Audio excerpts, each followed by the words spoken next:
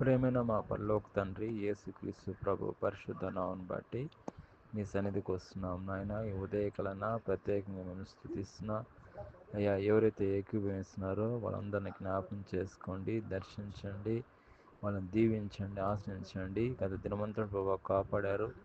మరొక నూతన దినం చూడడానికి ప్రభావ మీరు ఇచ్చిన కృపను బట్టి, దయను బట్టి మీకు స్తోత్రం నాయన. ఈ ఉదయకాలన ప్రత్యేకంగా మేము స్తుతిస్తున్నా తండ్రి. నిన్నటి దినాన అయ్యా ప్రత్యేకంగా intermediate result first year second year ఇచ్చారు ప్రభావ, మీకు స్తోత్రం నాయన. అదేవిధంగా నేను ఈరోజు 10th క్లాస్ రిజల్ట్ కూడా ఇస్తున్నాను, స్తోత్రం నాయన. అయ్యా మంచి రిజల్ట్ ఇచ్చారు నాయన, intermediate first year second year. అదేవిధంగా ఈరోజు 10th క్లాస్ ఎగ్జామ్స్ రిజల్ట్ కూడా వస్తున్నాయి. మంచి రిజల్ట్ దయచేయండి. ఎవరైతే ఈ సమయంలో నేను అనారోగ్యంతో ఉన్నారో వాళ్ళని స్వస్థత దయచేయండి. ఎవరైతే దిక్కులేని వారు ఉన్నారో వాళ్ళని ఆదరించండి. ఎవరైతే అనాథలుగా ఉన్నారో వాళ్ళని దీవించండి. ఎవరైతే నన్ను ఈ సమయంలో ప్రత్యేకంగా కష్టాలు, ఇబ్బందులు, శ్రమాల్లో, ఇరుకులో ఉన్నారో వాళ్ళని దీవించండి.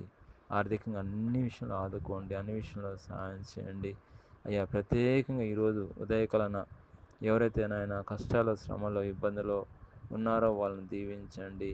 ప్రత్యేక కృపతో నింపండి.